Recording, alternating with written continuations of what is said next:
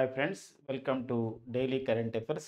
December 25, 2024 ఉన్నటువంటి current affair చూద్దామండి. So మన డిసెంబర్ 25 మనకి అటల్ బిహారీ వాజ్పేయి గారి సో ఈ దినోత్సవాన్ని ఈ రోజుని జాతీయ సుపరిపాలన దినోత్సవంగా మనకి డిసెంబర్ 25ని జాతీయ సుపరిపాలన దినోత్సవంగా నేషనల్ గుడ్ గవర్నెన్స్ డేగా జరుపుకుంటాం. దీనికి సంబంధించిన విశేషం చూద్దామండి. సో, అంతేగాకుండా కేంద్ర ప్రభుత్వం మరి భారత ప్రభుత్వం కొన్ని రాష్ట్రాలకి నూతన గవర్నర్‌ని నియమించడం జరిగిందనమాట. సో, ఏ రాష్ట్రానికి నూతన గవర్నర్‌లొచ్చారు. కొందరు ట్రాన్స్‌ఫర్ కావడం జరిగింది. కొందరు నూతనంగా అపాయింట్ కావడం జరిగింది. వాటిపైన చూద్దామండి. అంతేగాకుండా ఈరోజు అనగా డిసెంబర్ 25, 2024న కెన్ బెట్వా అనే నదుల అనుసంధాన ప్రాజెక్ట్‌కి శంకుస్థాపన జరుగుతుంది. భారత ప్రధాని నరేంద్ర మోడీ గారి చేత. దానికి సంబంధించిన విశేషం చూద్దాం. అండ్ నెక్స్ట్ వచ్చేసి మరికొంత సమాచారం అండి. The order of Mubarak al Kabir అనే అవార్డ్‌ని భారత ప్రధాని నరేంద్ర మోడీ గారికి కువైట్ దేశం ప్రదానం చేసింది. దానిపైన కొంచెం అప్డేట్ ఉంది. దానిపైన చూద్దామండి. అండ్ నెక్స్ట్ వచ్చేసి కేంద్ర విద్యాశాఖ 5 మరియు 8 తరగతుల్లో నో డిటెన్షన్ విధానాన్ని రద్దు చేయడం జరిగింది. అంటే నో డిటెన్షన్ అంటే ఇక్కడ ఏందంటే 5, 8 తరగతుల్లో మనం తక్కువ యాన్యువల్ ఎగ్జామ్స్‌లలో అంటే వార్షిక పరీక్షల్లో తక్కువ మార్కులు వచ్చినా వాళ్ళు సిక్స్త్ క్లాస్‌కి, నైన్త్ క్లాస్‌కెళ్ళేవారు. ఇప్పుడు అలా గాకుండా ఖచ్చితంగా పాస్ కావాలనమాట. అది. అది ఆ విధానం రద్దు చేసిరనమాట ఇప్పుడు. ఖచ్చితంగా పాస్ కావాల్సింది. దీంతోను పాస్ కాకుండా ఏం కాకపోయేది. 5 ఫిఫ్త్ క్లాస్, ఎయిత్ క్లాస్ ఇప్పుడు పాస్ కావాలి. అందుకోసం అంటే రద్దు చేసిరు కాబట్టి ఆ విధానం. అంతేకాకుండా యునైటెడ్ నేషన్స్ ఇంటర్నల్ ఓకేనా జస్టిస్ కౌన్సిల్‌కి చైర్‌పర్సన్‌గా భారతీయుడు నియమితులు కావడం జరిగింది. Justice MB Lokur. దానికి సంబంధించిన విశేషాలు చూద్దామండి. సో ఇప్పుడు మరి జాతీయ సుపరిపాలన దినోత్సవం. సో, మరి ప్రతి సంవత్సరం గూడా డిసెంబర్ 25ని డిసెంబర్ 25ని నేషనల్ గుడ్ గవర్నెన్స్ డేగా జరుపుకుంటామండి. National good governance day. So, ఇంతను కూడా డిస్కస్ చేసినాం. ఈ యొక్క గుడ్ గవర్నెన్స్ డే కన్నా ముందు ఒక 1 వీక్ పాటు గుడ్ గవర్నెన్స్ వీక్‌ని కూడా నిర్వహిస్తారండి. జాతీయ సుపరిపాలన దినోత్సవాన్ని నిర్వహిస్తారు. సుపరిపాలన వారోత్సవాన్ని కూడా నిర్వహిస్తారు. ఈ సంవత్సరం అయితే డిసెంబర్ 19-24 19-24 2024 సో, ఈ ఈ ఒక వారోత్సవాన్ని ఎలా నిర్వహించుకోవడం జరిగిందంటే, జాతీయ సుపరిపాలన వారోత్సవంగా నిర్వహించుకోవడం జరిగిందండి. జాతీయ సుపరిపాలన, జాతీయ సుపరిపాలన వారోత్సవంగా, జాతీయ సుపరిపాలన వారోత్సవంగా నిర్వహించుకోవడం జరిగిందనమాట. సో, ఈసారి మాత్రం ఇట్లా వారోత్సవం. దీనికి ఒక ఇతివృత్తం కూడా ఇవ్వడం జరిగింది. లాస్ట్ క్లాస్‌లో డిస్కస్ చేసినాము. ఏందంటే ఇక్కడ ప్రశాసన్ గౌన్ కి ఓర్ ఓకేనా. ప్రశాసన్ అంటే ఇక్కడ గుడ్ గవర్నెన్స్ అని అర్థం వస్తది. ప్రశాసన్ అండి. ప్రశాసన్. గౌన్ అంటే ఇట్లా గౌన్ అంటే ఇక్కడ గావ్ అంటే ఏందంటే అంటే విలేజెస్ అన్నమాట. గౌన్‌కి హోర్. అర్థం ఏందంటే good good governance towards rural areas. అంటే ఈ సుపరిపాలన అనేది రూరల్ ఏరియాస్ కూడా ఎళ్ళాలండి. దీన్ని మనకి ఇంగ్లీష్‌లో ట్రాన్స్‌లేట్ చేసుకుంటే ఏమొస్తుందంటే, సో, ప్రశాసన్ గౌ గౌన్‌కి ఓర్ అంటే అర్థమైందంటే గుడ్ గవర్నెన్స్ అంటే మంచి పరిపాలన, సుపరిపాలన, good governance so, towards rural areas అంటే గ్రామ ప్రాంతాలకి రూరల్ ఏరియాస్ గూడా రూరల్ ఏరియాస్ గూడా చేరాలి. రూరల్ ఏరియాస్ అండి. రూరల్ ఏరియాస్ అని అర్థం వస్తదనమాట. ఈ ఇతివృత్తంతో ఈసారి వారోత్సవం నిర్వహించుకోవడం జరిగింది. National good governance day December 25. December 1924 ఎలా నిర్వహించుకుంటామంటే, జాతీయ సుపరిపాలన వారోత్సవం నిర్వహించుకుంటాం. ఈరోజు ప్రత్యేకత ఏంది మరి డిసెంబర్ 25 అంటే ఇక్కడ మాజీ ప్రధాని, భారతదేశానికి 3 సార్లు ప్రధానమంత్రిగా పనిచేసిన వారు అండ్ ఐక్యరాజ్య సమితిలో హిందీలో ప్రసంగించేటువంటి భారతీయుడిగా కూడా గుర్తించబడ్డారు. సో, వారే అటల్ బిహారీ వాజ్పేయి అండి. సో, అటల్ బిహారీ వాజ్పేయి. సో, అటల్ బిహారీ వాజ్పేయి గారి జయంతి రోజుని మనం ఎలా జరుపుకుంటామంటే, జాతీయ సుపరిపాలన దినోత్సవంగా జరుపుకోవడం జరుగుతుంది. సో, మరి అటల్ బిహారీ వాజ్పేయి గారి జయంతిని ఎప్పటి నుండి, ఏ సంవత్సరం నుండి మనం జాతీయ సుపరిపాలన దినోత్సవం జరుపుకుంటున్నామంటే, 2014 అంటే 2014 నుండి ఈ దినోత్సవాన్ని ఇలా జరుపుకోవడం జరుగుతుందన్నమాట వీరి యొక్క జయంతిని.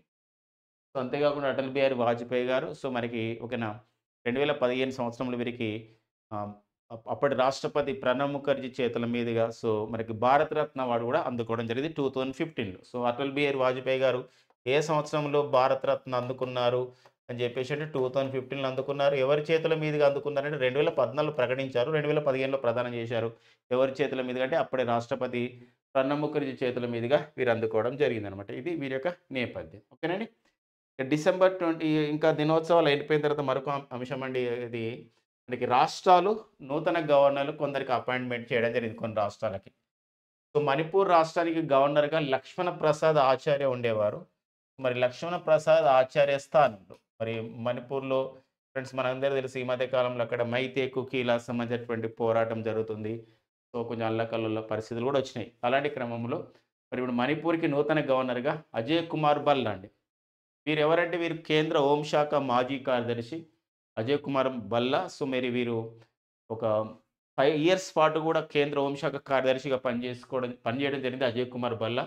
సో, వీరిప్పుడు మణిపూర్‌కి నూతన గవర్నర్‌గా ఎవరి ప్లేస్‌లో వచ్చాడు, ఎవరిని రిప్లేస్ చేయడం జరిగిందని లక్ష్మణ్ ప్రసాద్ ఆచార్య స్థానంలో రావడం జరిగిందనమాట. అజయ్ కుమార్ భల్లా నేపథ్యం ఏందంటే కేంద్ర హోంశాఖ మాజీ కార్యదర్శి. కేంద్ర హోంశాఖకి ఇతను మాజీ అంటే కార్యదర్శిగా పనిచేశారు 5 సంవత్సరాల పాటు. కాబట్టి మాజీ కార్యదర్శిగా వీరు ఎంతో చేయడం జరిగిందనమాట. సో, వీరు ఒక బ్యూరోక్రాట్, మాజీ బ్యూరోక్రాట్ అజయ్ కుమార్ భల్లా. మరి కేంద్ర హోంశాఖ మాజీ కార్యదర్శి అన్నాం. ఎక్స్ యూనియన్ హోమ్ సెక్రటరీ అన్నాం కాబట్టి ప్రెజెంట్ కేంద్ర మరి హోంశాఖ కార్యదర్శి ఎవరున్నారంటే గోవింద్ మోహన్ అండి. ఎవరండి? గోవింద్ మోహన్ అనేవారు ప్రెజెంట్ కేంద్ర హోంశాఖ కార్యదర్శిగా ఉన్నారనమాట. గోవింద్ మోహన్. సో, అట్లా గుర్తుపెట్టుకోవాలి. ప్రెజెంట్‌కి కంపేర్ చేసుకోవాలి. హోంశాఖ మంత్రి అంటే అమిత్ షా. ఇక్కడ కేంద్ర హోంశాఖ మంత్రి అండ్ సహకార శాఖ మంత్రి. అండ్ బీహార్‌కి నూతన గవర్నర్‌గా ఎవరొచ్చారు మరి బీహార్ గవర్నర్ అంటే ఇక్కడ మహమ్మద్ ఆరిఫ్ ఖాన్ అండి. సో, మహమ్మద్ ఆరిఫ్ ఖాన్ బీహార్ గవర్నర్ అయ్యారు. ఈ మహమ్మద్ ఆరిఫ్ ఖాన్ గతంలో మరి ఏ రాష్ట్రానికి గవర్నర్‌గా పనిచేశాడంటే కేరళకి గవర్నర్‌గా పనిచేశారు. కేరళకి గవర్నర్‌గా పనిచేసినటువంటి ఆరిఫ్ ఖాన్ సో, బీహార్‌కి ట్రాన్స్‌ఫర్ కావడం జరిగింది. మరొక విషయం ఉందండి. బీహార్‌కు గవర్నర్‌గా పనిచేస్తున్న రాజేంద్ర విశ్వనాథ్ అర్లేకర్‌ని ఏం చేశారంటే కేరళకి గవర్నర్‌గా చేశారు. సో, ఇట్లా మనకు వయసు వరుస చూసుకోవాలి. బీహార్ గతంలో గవర్నర్‌గా పనిచేసిన అంటే ఇప్పటివరకు పనిచేసిన రాజేంద్ర విశ్వనాథ్ అర్లేకర్ కానీ ఎక్కడికొచ్చాడు? కేరళకి గవర్నర్‌కొచ్చారు. అండ్ కేరళకు గవర్నర్‌గా పనిచేస్తున్నటువంటి మహమ్మద్ ఆరిఫ్ ఖాన్ ఎక్కడికెళ్లారు? బీహార్ గవర్నర్‌గా వెళ్ళడం జరిగింది. అండ్ నెక్స్ట్ వచ్చేసి ఇక్కడ మరొక విషయం ఉందండి ఇక్కడ. ఒడిషా గవర్నర్ ఎవరంటే రఘుబర్ దాస్ ఉండేవారు. రఘుబర్ దాస్ తన రాజీనామా చేశారు. ఒడిషా గవర్నర్ జార్ఖండ్ మాజీ ముఖ్యమంత్రి అయినటువంటి రఘువర్ దాస్ అని చెప్పేసి రఘువర్ దాస్. మరి ఈ రఘువర్ దాస్ ఉండేవారు. మరి ఈ రఘువర్ దాస్ స్థానంలో మరి ఇప్పుడు వారు రాజీనామా చేస్తే భారత రాష్ట్రపతి ఆమోదించింది. సో, ఆమోదించిన క్రమంలో ఒడిషాకి నూతన గవర్నర్‌గా కంభంపాటి హరిబాబు గారు మన తెలుగువారైనటువంటి ఆంధ్రప్రదేశ్ చెందినటువంటి కంభంపాటి హరిబాబు నియమితులు కావడం జరిగింది. యాక్చువల్‌గా కంభంపాటి హరిబాబు గారు మిజోరాం గవర్నర్‌గా పనిచేస్తున్నారు. సో, మిజోరాం గవర్నర్ నుండి ఇప్పుడు ఒడిషా గవర్నర్ అయ్యారు. ఎవరు? కంభంపాటి హరిబాబు గారు. మిజోరాంకు నూతన గవర్నర్‌గా ఎవరు నియమితులు కావడం జరిగిందంటే డాక్టర్ వీకే సింగ్. వీరు మన భారత సైన్యానికి వీరు ప్రధాన సైనికాధికారిగా గతంలో పనిచేయడం జరిగింది. విజేంద్ర కుమార్ సింగ్, వీకే సింగ్ అన్నమాట. అంటే చీఫ్ ఆఫ్ ది అంటే ఎక్స్ ఆర్మీ స్టాఫ్ ఇతను. అంతేకాకుండా కేంద్ర మంత్రిగా కూడా వీరు పనిచేయడం జరిగింది. వీకే సింగ్. ప్రెజెంట్ వీరు మిజోరాంకి ఇప్పుడు గవర్నర్ కావడం జరిగింది వీకే సింగ్ అనమాట. సో, ఇట్లా కొత్త గవర్నర్‌లు వచ్చినప్పుడు, మారినప్పుడు ఎగ్జామినేషన్‌లో మనకి ఇంపార్టెంట్‌గా ఉంటుందండి. ఇప్పుడు మణిపూర్ గవర్నర్ వచ్చేసి అజయ్ కుమార్ భల్లా. బీహార్ గవర్నర్ మహమ్మద్ ఆరిఫ్ ఖాన్. కేరళకి గవర్నర్ వచ్చేసి ఇక్కడ రాజేంద్ర విశ్వనాథ్ అర్లేకర్. అండ్ ఒడిషా గవర్నర్ వచ్చేసి కంభంపాటి హరిబాబు. మిజోరాం గవర్నర్ వచ్చేసి ఎవరండి? డాక్టర్ వీకే సింగ్ అండి. మిజోరాం ముఖ్యమంత్రి అంటే జోరాంతంగా. సో, మరి మిజోరాం ముఖ్యమంత్రి కూడా ఇంపార్టెంట్ మనకి. మిజోరాం ముఖ్యమంత్రుల పైన కూడా అడిగే అవకాశం ఉంటుంది ఒక్కోసారి.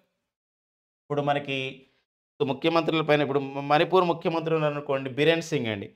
సో, బీహార్ ముఖ్యమంత్రి వచ్చేసి ఎవరండి? ఇక్కడ బీహార్ ముఖ్యమంత్రి వచ్చేసి మనకి ఎవరండి? బీహార్ ముఖ్యమంత్రి నితీష్ కుమార్ గారు. సో, నితీష్ కుమార్ గారు మరి బీహార్ ముఖ్యమంత్రిగా పనిచేస్తున్నారు.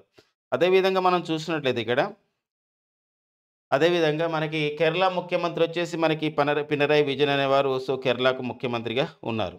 అలాంటప్పుడు మరి కేరళ ముఖ్యమంత్రి ఒడిషా ముఖ్యమంత్రి వచ్చేసి ఇక్కడ ఎవరంటే ఇక్కడ ఒడిషా ముఖ్యమంత్రి ఎవరండి? మనకి మోహన చరణ మాంజీ. సో, మోహన చరణ మాంజీ అనేవారు మరి ఒడిషా ముఖ్యమంత్రిగా పనిచేస్తున్నారు. మరి ప్రెజెంట్ మరి మిజోరాం ముఖ్యమంత్రి ఎవరు అని చెప్పేసి అంటే ఇక్కడ లాల్దు హోమా అండి. ఎవరండి? లాల్దు హోమా. సో, లాల్దు హోమా అనేవారు. సారీ జోరాంతంగా కాదండి. లాల్దు హోమ్ అనేవారు సో మిజోరం ముఖ్యమంత్రిగా పనిచేస్తున్నారండి. ఒడిషా ముఖ్యమంత్రి ఎవరంటే మోహన చరణ మాంజీ అండి. మోహన చరణ మాంజీ అనేవారు సో ఒడిషా ముఖ్యమంత్రి అన్నమాట. అండ్ నెక్స్ట్ వచ్చేసి కేరళ ముఖ్యమంత్రి మనకి పినరయి విజయన్ అండి. సో పినరయి విజయన్ అనేవారు సో కేరళ ముఖ్యమంత్రి. బీహార్ ముఖ్యమంత్రి మనందరికీ తెలుసు ఫ్రెండ్స్ నితీష్ కుమార్ గారు బీహార్ ముఖ్యమంత్రి. అండ్ మణిపూర్ ముఖ్యమంత్రి వచ్చేసి బిరెన్ సింగ్ అనేవారు మణిపూర్ ముఖ్యమంత్రిగా ఉన్నారనమాట. సో ఇట్లా రాష్ట్రాలు సీఎంల పైన కూడా ఒక్కోసారి అడిగే అవకాశం ఉంటుందన్నమాట. ఇక నెక్స్ట్ వచ్చేసి మరొక అంశం అండి. దాంతో పైన కూడా చూద్దాం మరికొంత అంశం. సో ఇక్కడ కెన్ బెట్వా లింకింగ్ ప్రాజెక్ట్ అండి.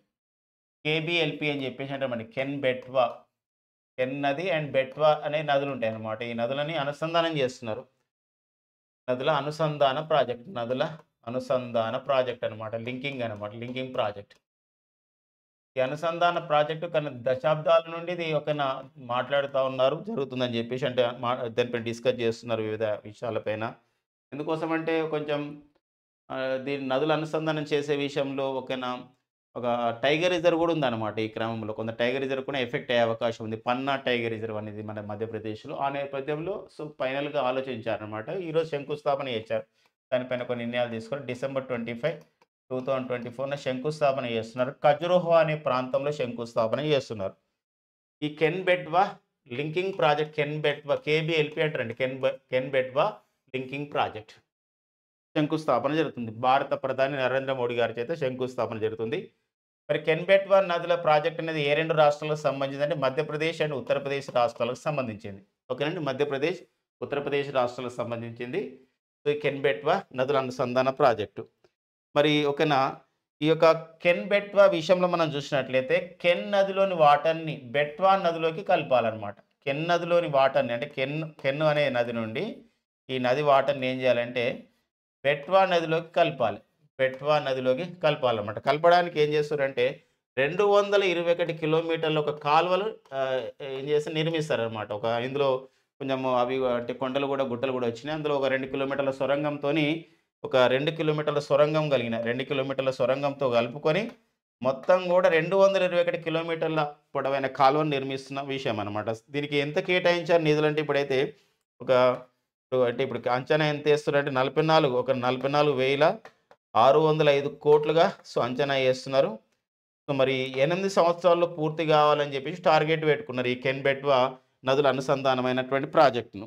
సో ఈ ప్రాజెక్టు విషయంలో మనకేందంటే సో మనకు గమనించినట్లయితే ఇక్కడ ఈ యొక్క ప్రాజెక్ట్ నిర్మాణం విషయంలో ఈ నదుల అనుసంధానం విషయంలో ఓన్లీ నీటిపారుదల అంటే ఇరిగేషన్ ఫెసిలిటీస్ ఇవ్వాలి, డ్రింకింగ్ వాటర్ ఫెసిలిటీ అంటే మధ్యప్రదేశ్లోని 10 జిల్లాలు, ఉత్తరప్రదేశ్లోని మరి ఈ బుందేల్ఖండ్ ప్రాంతం ఉత్తరప్రదేశ్ అండ్ మధ్యప్రదేశ్లోని ప్రాంతానికి వాటర్ ఇవ్వాలి అండ్ ఇరిగేషన్ ఇవ్వాలి. అండ్ నెక్స్ట్ వచ్చేసి ఇంకోటి ఏంటంటే డ్రింకింగ్ వాటర్ ఫెసిలిటీ కూడా కల్పించాలి. కల్పించడంతో పాటు ఇంకొక లక్ష్యం ఉంది ఏంటంటే 103 మెగావాట్ల హైడ్రో పవర్ అంటే జల విద్యుత్ శక్తిని కూడా ఈ ప్రాజెక్టు పైన హైడ్రో పవర్ను కూడా ఉత్పత్తి చేస్తారన్నమాట ఈ ప్రాజెక్టులో భాగంగా. అంతేకాకుండా రిజర్వాయర్లకి ఇట్లా కడుతురు కాబట్టి 21 మెగావాట్ల దానిపైన నీటిపై తేలియాడు కొన్ని సౌర విద్యుత్ ప్లాంట్లను కూడా ఏర్పాటు చేస్తున్నారు. 27 మెగావాట్ల సౌర విద్యుత్ని ఏర్పాటు చేయాలని చెప్పేసి దీనిపైన ఒక ప్రాజెక్ట్ ఇప్పుడు తయారు చేయడం జరిగింది. సో మనకి ఈ ప్రాజెక్టు ద్వారా కొందరు పర్యావరణవేత్తలు ఆందోళన వ్యక్తం చేస్తున్న విషయం ఏంటంటే పన్నా టైగర్ రిజర్వ్ అనేది ఉంది మధ్యప్రదేశ్లో. ఇందులో కొంత భాగం అనేది ఒక భాగం వెళ్తుంది కాబట్టి ఇక్కడ సరైన చర్యలు చేపట్టాలని ప్రభుత్వం అంటుంది. ఆల్రెడీ మేము అలాంటి చర్యలు తీసుకున్నాం మధ్యప్రదేశ్లో పన్నా టైగర్ రిజర్వ్ ప్రాంతంలో అని చెప్పేసి. అంతేకాకుండా కొన్ని చెట్లను కూడా నరికేయాల్సిన అవసరం వస్తుంది కాబట్టి వాటి స్థానంలో మరికొన్ని చెట్లను పెట్టాలని చెప్పేసి కూడా నిర్వహించడం జరిగింది. ఇదంతా కూడా ఎవరు ఈ యొక్క ప్రాజెక్ట్ నిర్మిస్తున్నారంటే ఇది ఒక జాతీయ ప్రాజెక్టు కెన్ బెట్వా నదుల అనుసంధాన ప్రాజెక్ట్ అనేది జాతీయ ప్రాజెక్టు కాబట్టి ఇది కేంద్ర జలశక్తి మంత్రిత్వ శాఖ నిర్వహిస్తుందండి. కేంద్ర జలశక్తి మంత్రిత్వ శాఖ ఈ యొక్క కార్యక్రమాన్ని నిర్వహిస్తుంది. ఈ యొక్క ప్రాజెక్ట్ నిర్వహిస్తుంది అనమాట. సో ఈ అంశాన్ని గుర్తుపెట్టుకోండి. సిఆర్ పాటిల్ అనేవారు ప్రజెంట్ కేంద్ర జలశక్తి మంత్రిగా ఉన్నారనమాట. అండ్ ఇది కెన్ బెట్వా నదుల అనుసంధానమైన ప్రాజెక్టు. ఇక నెక్స్ట్ వచ్చేసి మనకి భారత ప్రధాని సో నరేంద్ర మోడీ గారికి మరొక అవార్డు 20వ అవార్డు అనమాట. అంటే ఒక దేశం చేత ఇవ్వబడ్డటువంటి 20వ అవార్డు. అంటే ఇంతవరకు 20 దేశాల వాళ్ళు ఆ దేశాల అత్యున్నత పురస్కారాలు ఇచ్చారు. ఇట్లా భారత ప్రధాని నరేంద్ర మోడీ గారు తన భారత ప్రధాని హోదాలో పొందినటువంటి 20వ అవార్డ్ వచ్చేసి అంతర్జాతీయ ఒక 20వ దేశ అవార్డ్ వచ్చేసి ఇక్కడ ఏందంటే కువైట్ దేశ అవార్డు. అవార్డ్ వచ్చేసి ఇక్కడ మనం ఇంతమునుపే డిస్కస్ చేసినామండి. అవార్డ్ వచ్చేసి మనకి ది ఆర్డర్ ఆఫ్ ది ఇక్కడ the order of the the order of మనకి అవార్డ్ అండి. మనకి ఇది కువైట్ దేశంలో పర్యటించిన నేపథ్యంలో ఇవ్వడం జరిగింది. The order of the Mubarak al Kabeer అండి. The order of the order of the order of Mubarak the order of Mubarak al Kabeer అన్న అవార్డ్. ఈ అవార్డు ఎవరికి ఇవ్వడం జరిగిందంటే ఎవరు ఇచ్చారంటే ఎవరికి కువైట్ దేశం ఇచ్చింది. ఎవరికి ఇచ్చిందంటే మన భారత ప్రధాని నరేంద్ర మోడీ గారికి ఇచ్చింది. ప్రధాని నరేంద్ర మోడీ గారికి ఇచ్చింది ఈ అవార్డుని. మరి ఎవరిచ్చారంటే కువైట్ దేశ అమీర్ అంటారు అక్కడ. ఇప్పుడు పరిపాలకుడిని అత్యున్నతమైన స్థాయిని ఇక్కడ కువైట్ దేశం అమీర్ అని చెప్పేసి అంటాం అనమాట. అమీర్ అంటారు. అమీర్ ఈ అవార్డు ఇవ్వడం జరిగింది. అమీర్ పేరు కూడా మనకు ఉంది. అమీర్ పేరు వచ్చేసి మనకి ఆ కువైట్ దేశ అత్యున్నతమైన అధికారి అయినటువంటి అంటే ఆ పరిపాలన అధికారి అయినటువంటి పరిపాలన అధ్యక్షుడిగా పిలవచ్చు అమీర్. వారు వచ్చేసి షేక్ మెషల్ అండి. మనకు పేరు కూడా ఒక్కోసారి అడిగే అవకాశం ఉంది ఎవరి చేతుల మీద అందుకున్నారని. Sheikh Meshal al Ahmad al Jaber al Sabah వీరి చేతుల మీదుగా వీరు అందుకోవడం జరిగిందనమాట. ఇంకొక అంశం ఉందండి. డిసెంబర్లో 21, 22 అక్కడే పర్యటించడం జరిగింది మన భారత ప్రధాని నరేంద్ర మోడీ గారు. మరి డిసెంబర్ 21, 2024 అక్కడే డిసెంబర్ 21, 22, 2024లో భారత ప్రధాని నరేంద్ర మోడీ గారు కువైట్లో పర్యటించారు. 43 సంవత్సరాల కింద ఇందిరాగాంధీ దేశంలో పర్యటించడం జరిగింది. ఇందిరాగాంధీ 1980స్లో ఇందిరాగాంధీ వెళ్ళారు. మళ్ళీ 43 సంవత్సరాల తర్వాత 43 సంవత్సరాల తర్వాత కువైట్ దేశంలో పర్యటించినటువంటి భారత ప్రధానిగా నరేంద్ర మోడీ గుర్తించబడ్డారు. అంతేకాకుండా భారత కువైట్ దేశాల మధ్య సంబంధాలని మెరుగుపరచడంలో కృషి చేసిన నేపథ్యంలో మరి Sheikh Meshal Ahmad al Jaber al Sabah చేతుల మీదుగా కువైట్ దేశ అత్యున్నత పురస్కారమైన the order of the Mubarak al కబీర్ను అందుకోవడం జరిగిందనమాట. ఇది భారత ప్రధాని నరేంద్ర మోడీ గారికి వచ్చినటువంటి 20వ విదేశీ అవార్డుగా చెప్పుకోవచ్చు అనమాట. 20వ అంటే ఒక దేశం వాళ్ళు ఇచ్చిన, ఇంకా మళ్ళీ అంతర్జాతీయ అవార్డులు వేరే ఉన్నాయి. వివిధ దేశాలు ఇచ్చినటువంటి అవార్డులలో ఇది 20వ అవార్డుగా గుర్తింపు పొందడం జరిగిందనమాట. భారత ప్రధాని నరేంద్ర మోడీ గారు మరి కువైట్ సిటీలో పర్యటించడం జరిగింది. కువైట్ మనకి ఇంపార్టెంట్ కంట్రీ అండ్ మన వాళ్ళు చాలామంది అక్కడ ఉంటారు. వివిధ హోదాల్లో వర్కర్స్గా కూడా ఉంటున్నారు కువైట్లో. మనకి అక్కడ భారతీయుల యొక్క సంబంధించినటువంటి నేపథ్యంలో భారతీయుల అవసరాల గురించి ప్రతి ఆదివారం కూడా ఒక హాఫ్ అన్ అవర్ పాటు మన హిందీ ప్రసారాలు అంటే కువైట్ రేడియోలో హిందీ ప్రసారాలు కూడా ప్రారంభం కావడం అయితే జరుగుతుందని చెప్పేసి గతంలో ప్రకటించడం జరిగిందనమాట. ఈ పాయింట్ మనం చూసుకోవాల్సిన అవసరం ఉందండి. ఇక దీంతో పాటుగా మరికొన్ని సంబంధించిన విశేషాలు మనం డిస్కస్ చేసుకున్న క్రమం అండి. ఇక్కడ 5, 8 తరగతుల్లో నో డిటెన్షన్ విధానం అండి. 5, 8 తరగతులు అంటే 5th క్లాస్ అండ్ 8th క్లాసులో మన దేశంలో వాళ్ళు 5th క్లాస్ 8th క్లాసులో ఏంటంటే యాన్యువల్ ఎగ్జామ్స్లో పాస్ కాకుండా మనకి 6th, 9th క్లాస్కి వెళ్ళేవాళ్ళు. కానీ ఇప్పుడు దేశంలోని కేంద్రీయ విద్యాలయ స్కూళ్ళు కానివ్వండి, నవోదయ విద్యాలయ స్కూల్స్ కానివ్వండి, సైనిక స్కూల్స్ ఉన్నాయి, సైనిక పాఠశాలలు. ఈ పాఠశాలల్లో ఎవరైతే అంటే సుమారు 3000 పాఠశాలలు ఉంటాయి దేశవ్యాప్తంగా. ఈ పాఠశాలలు ఎవరైతే 5, 8 తరగతులు చదువుతున్నారో వాళ్ళకి ఇప్పుడు ఏంటంటే ఖచ్చితంగా ఈ 5th class 8th class pass అయితేనే వాళ్ళు 5th క్లాస్ వాళ్ళు 6th క్లాస్కి వెళ్తారు, 8th క్లాస్ వాళ్ళు 9th క్లాస్కి వెళ్తారు అనమాట. లేకపోతే అందులోనే ఉంటారని చెప్పేసి చెప్పడం జరిగింది. ఇది నో డిటెన్షన్ అని చెప్పేసి అంటాం. ఈ నో డిటెన్షన్ విధానం. నో డిటెన్షన్ అంటే అర్థం ఏంటంటే ఆపడానికి వీలు లేదు అని చెప్పేసి ఒక విధానం అని. ఇప్పుడు నో డిటెన్షన్ విధానం రద్దు చేయబడింది అనమాట. ఇప్పుడు కేంద్రీయ విద్యాలయ స్కూల్లో, నవోదయ విద్యాలయ స్కూల్లో నో డిటెన్షన్ విధానాన్ని రద్దు చేయడం జరిగింది. నో డిటెన్షన్ విధానాన్ని రద్దు చేయడం జరిగిందండి. ఇది కేంద్ర విద్యాశాఖ ప్రకటించడం జరిగింది. ఓకేనా ఇదండి. ఆల్రెడీ యాక్చువల్గా ఢిల్లీ కానివ్వండి, ఢిల్లీతో పాటు 16 రాష్ట్రాలు కేంద్రపాలిత ప్రాంతాలు కూడా 16 రాష్ట్రాలు మరి కేంద్రపాలిత ప్రాంతాలలో కూడా ఈ గతంలో నో డిటెన్షన్ విధానం రద్దు చేశారు. ఇప్పుడు మిగతా వాటిల్లో రద్దు చేస్తున్నారు అనమాట. ఇది మనకి ఏ పాఠశాలలో మనకి ఇంపార్టెంట్. మన రాష్ట్రంలో ఉండే ఈ స్కూల్స్కి అంటే ఈ రాష్ట్రంలో ఉండే కేంద్రీయ విద్యాలయ స్కూల్స్కి, నవోదయ విద్యాలయ స్కూల్కి, సైనిక పాఠశాలకు వర్తిస్తుంది. మిగతా ఓకేనా. స్కూల్స్‌కి రాష్ట్ర ప్రభుత్వాలు నిర్వహించే ఏవైతే స్కూల్స్ ఉంటాయో, ఇప్పుడు గురుకులం పాఠశాలలు ఇవన్నీ వీటికి వర్తించదనమాట. ఈ యొక్క 5, 8 తరగతి మిగతా ఓకేనా మనకు మండల ప్రజా పరిషత్ స్కూలు, అప్పర్ ప్రైమరీ స్కూల్స్ ఉన్నాయి గదండీ! రాష్ట్ర ప్రభుత్వం నిర్వహించే అవి వర్తించవన్నమాట. ఈ నో డిటెన్షన్ విధానం.